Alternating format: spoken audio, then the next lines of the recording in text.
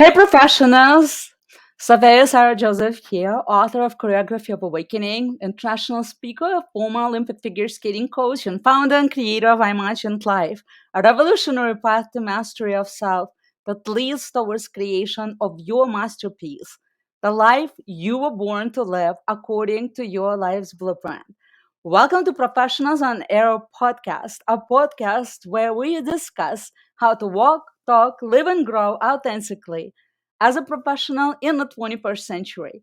It is my intention to bring you diverse and exciting speakers and prove that no matter where we come from and what we do, there are clear laws that work through us all that we can tap into to create what we desire. Today, today I had the pleasure and honor to introduce you to one of my amazing guests from South Africa, Valerie Naidu. But unfortunately, we have the connection problem and can't get in touch, and the internet is going in and out. And so I have to be here with you and kind of like give you an interview of me, I guess. So let's see what's going to happen and let's have fun with that. So, the first question would be like, tell us a little bit about what you do and how did you get into this career? I have to answer. How did I get into this career and what do I do? Okay, so I started coaching figure skating almost 30 years ago. This is how I started being a coach. I grew up as a figure skater, and when I came to America as an immigrant, and I had a dream to actually become a skating coach, just like the coach that I had when I was little. And she changed my life because up to that point, everyone was seeing me as stupid, lazy pig, and that like I didn't have any potential and I didn't have any motivation to prove them wrong. And so I didn't try very hard. And that got kicked out, and I got a new coach later on because my mother kept on taking me to the ice rink to practice, and this lady saw me and she wanted to teach me, and she said that I was the most beautiful, talented skater she ever saw, and she wanted to coach me. And I just fell in love with this woman and I wanted to give her my best. And one day I was standing on the podium and they were putting a gold medal around my neck. And that day changed everything because that day I realized that it wasn't true that I didn't have any talent or potential. And I realized that everyone has talent and potential. And it became my dream and mission to help people to find that. But of course, it was a long road and it's you have to find a way how to tap in into this potential, how to get that out. And so my journey started seeking for a method. I believed that there was a method. As a matter of fact, when I was 23, I went to this professional coaches association conference, and there was a keynote speaker, and his name was Bello Caroli. You may be familiar with him. He was a coach of, at that time, 190 something medalists at World Olympics, nationals, and European championships. His name was Bello Caroli. He was gymnastics coach. Now he's not so popular anymore. Our society is changing. But at that time, I mean, this guy had 196 medals. His students had 46 gold medals.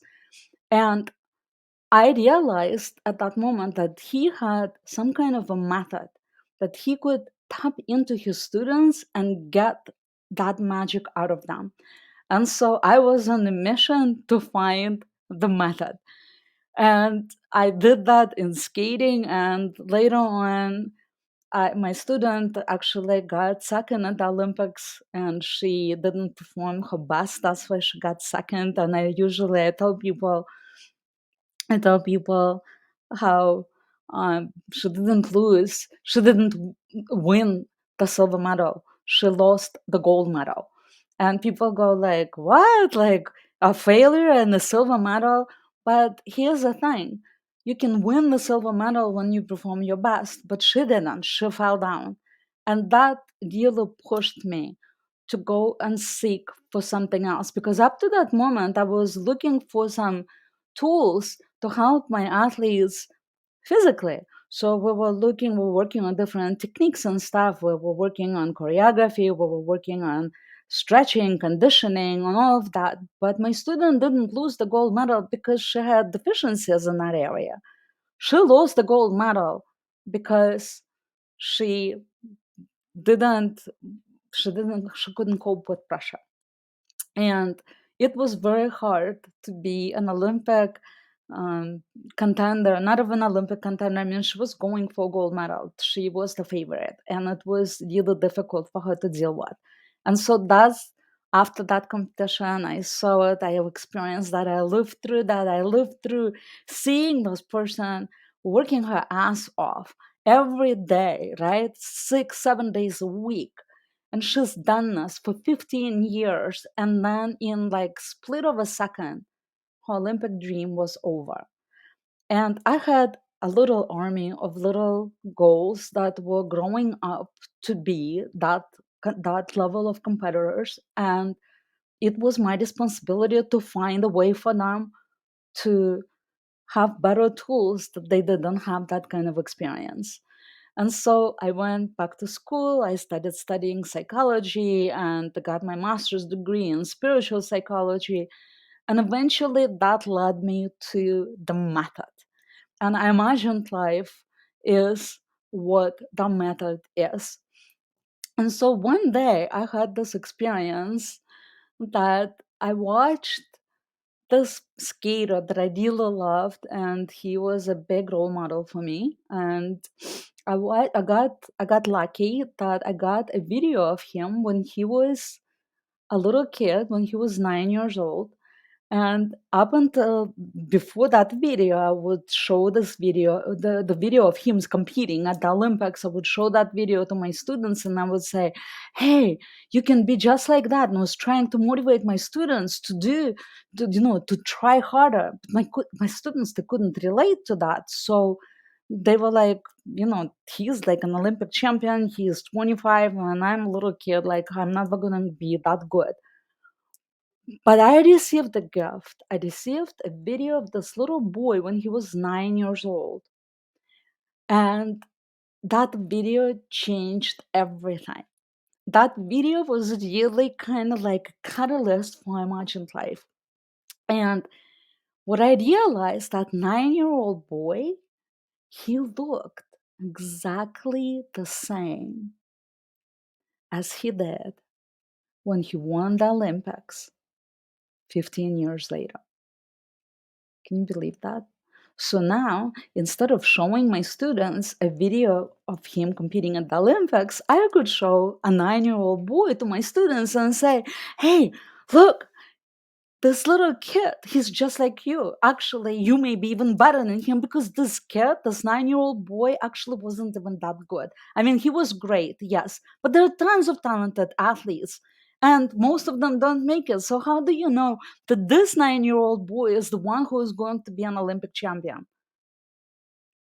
The way this boy skated around, the way he presented himself, the way his demeanor, his presence, just the way he showed up, he was an Olympic champion when he was 9 years old. And watching that video, I realized that one doesn't become an Olympic champion, one gets to be recognized as one. You see, this kid, he actually never called himself Olympic champion. He said, I am the king of ice. And every day he woke up as the king of ice. He walked and talked as the king of ice. And here we are, speaking of professionalism. What does professionalism mean to you? And here is this 9-year-old kid, king of ice. And every day he wakes up and he is king of ice. He eats like king of ice. He poops and pees as king of ice. He does everything as the king of ice. And guess what? 15 years later, he enters the ring and everyone sees him and they're like, wow, you're the king of ice. here's your gold medal. And he became recognized as an Olympic champion. And a lot of the times we kind of like don't associate ourselves with that vision of the future of stepping in and embodying that quality, embodying our higher self in today. And we think like, oh, I want to be like, for me, I want to be a world class whatever, I want to be the best at this and that, and one day I'm going to be that. But the thing is that one day will never actually happen until one day you decide if today is the day. I am that. And that I am that is the most important thing that you can actually do. As a matter of fact, the New Testament Bible begins with first was the Word, and the Word became flesh and walked among us. First was the Word. And so you have to choose that Word that you want to make flesh and be that every moment of your day. And that's what imagined life actually is about. And that's the whole method that I have developed is about becoming the word. But of course, you can say, I mean, one word is like, what word? Like, what word should I choose? And actually, the word that you choose, that is a number of words, there are qualities. And we all kind of contain these qualities within us, just like you have muscles on your body. Like we all have muscles, right? You guys, you're watching me right now, and I have like whatever, I can't remember the number, 256 muscles. You have the same muscles that I do. We all have the same muscles. And the person who is 400 pounds and the person who is 145-pound athlete has the same exact muscles. We guys have exactly the same bodies with the same muscles. Guess what? The only difference between us is that one person trains these muscles and the other person is sitting on a couch and is not moving or is training some other muscles. That's the difference. And so these qualities that we contain within us, they're just like muscles. So if I go to the gym and I work out my bicep, well, I have this beautiful bicep. But if I don't work on my butt, then I want to cover that because it's not developed and looks ugly, and I don't want anyone to see that. So I want to cover that. And that's where my insecurity and my lack of confidence resides, in a place that I haven't taken to a higher level.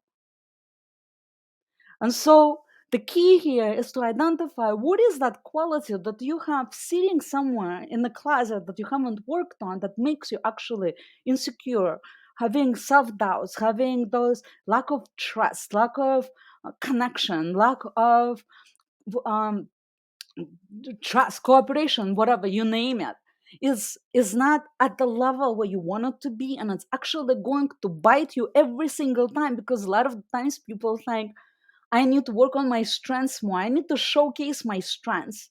But the truth is, my student at the Olympics, she didn't lose the competition on her strengths, she lost that competition on her weakness. And you are as strong as your weakest link. And so when we find that weakest link within ourselves and we take that to a higher level, just a little bit, 1%, you just working it just 1% higher. Because guess what? Here's the thing. Right now, in this moment, there is two of me and I'm in my environment. And what does that mean? That means that there is one part of me that you can see, it's visible to you. Okay, and we're gonna call that's my expressed self. And then there is a part of me that you cannot see. Well, you maybe can feel that because it's my energy. Okay, that's my inner self, my core self. So that's like two parts. And I am in my environment. And so just like me here, you also have your core self, the part that you cannot see, and the express self, which shows up. And so our core self is the part that we want to take up to that next level, to a little bit higher. Now, core self is actually our higher self. It's already better than what we show up in. And so if we tap into that core self, which is a slightly higher level, then we can begin bringing it out from within us out, kind of like imagine lava.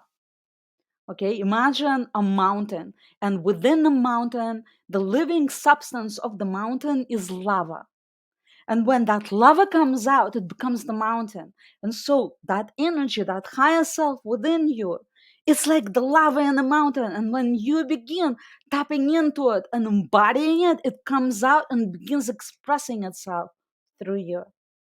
And if you take that a notch higher, just 1%, how can you do that? Let's imagine we'll take success quality. I am success I want.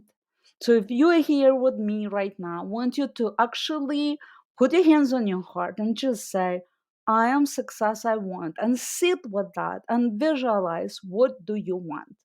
Visualize that. It's actually a matter of let's actually try and just say it. I want more success. Just say I want more success and visualize having more success. What is it that you want?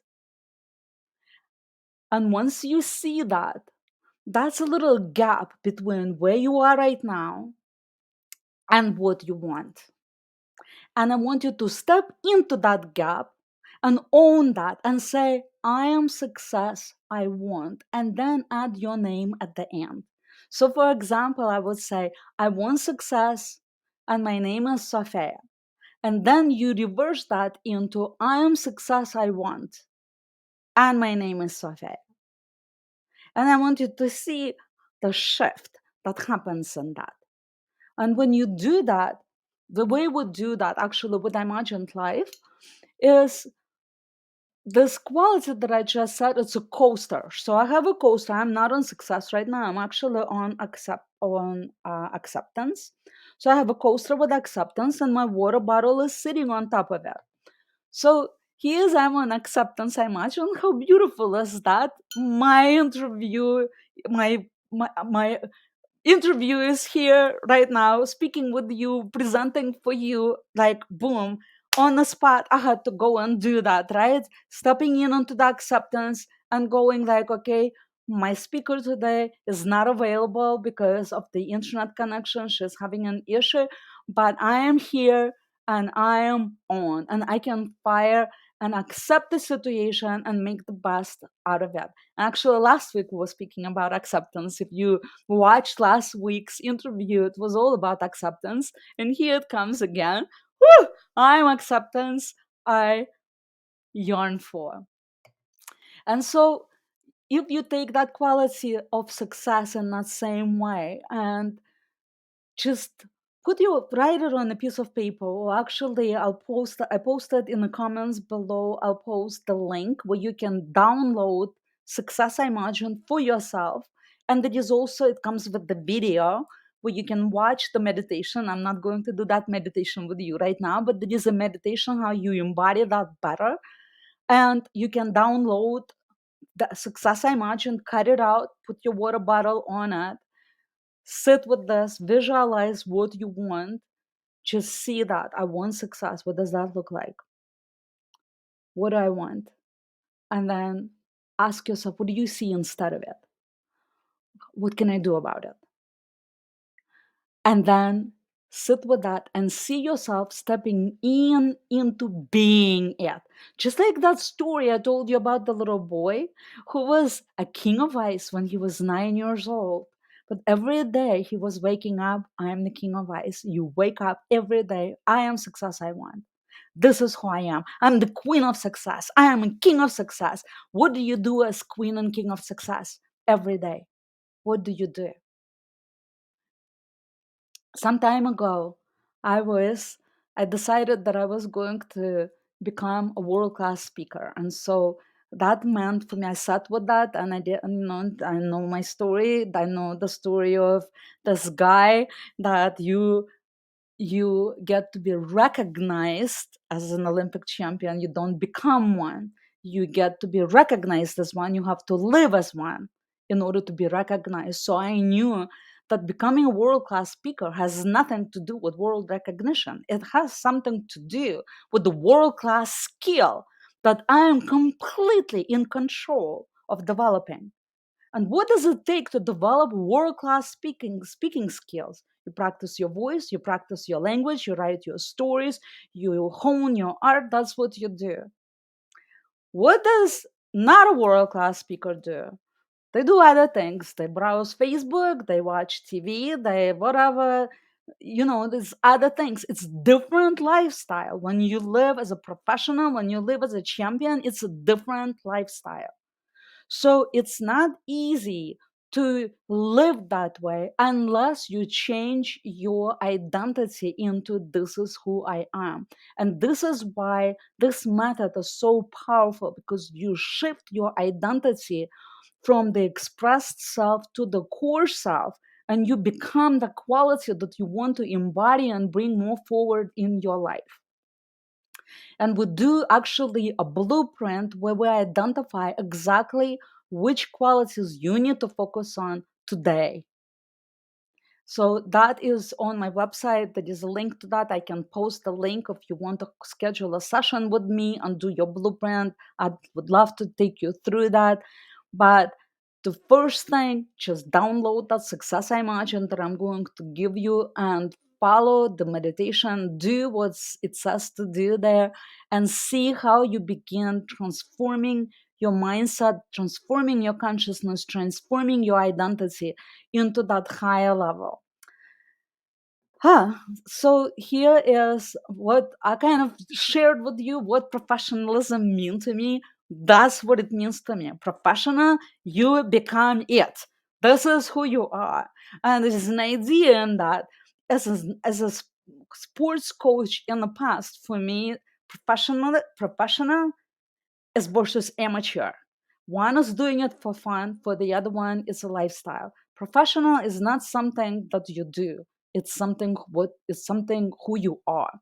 You have to live it, breathe it, walk, talk.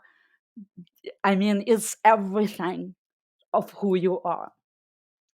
And what is your biggest strength as a professional? That is my biggest strength. My biggest strength is my practice, truly.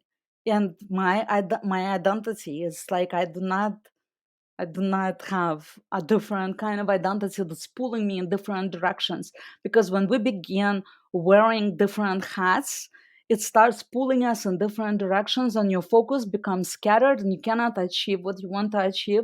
So for me, everything goes into one place. It really does. My entertainment is reading books that will support my work. Watch If I'm watching the movie, again, the movie is to inspire me to do my work even better. If I'm going on vacation, it's around the work that I'm doing. My relationship with my husband is around the subject. So it's all coming into one place. And if you were in my room right now, right above me, I have a quote and it says, "My life is my message." So it's about living that. And when you start getting yourself into that singular focus, you start seeing how you begin rising and and the life begins changing hugely. But again, you start seeing 1% at a time, because I wasn't always doing that. It took time to come to this point.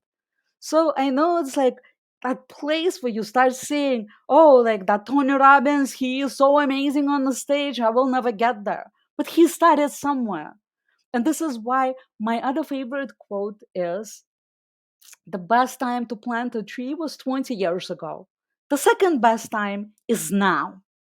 And now is the time. Download that imagined, success imagined, and just start a teeny bit. Then you can start seeing washing the dishes is success. It's not like, oh, those things are not important, because everything starts adding on to that. And so I'm going to post links for you guys so you can experience success I imagined as I promised to you. If you want a different quality, you can actually ask me. You can say, Sophia, can I have courage, for example? Maybe courage is holding you back.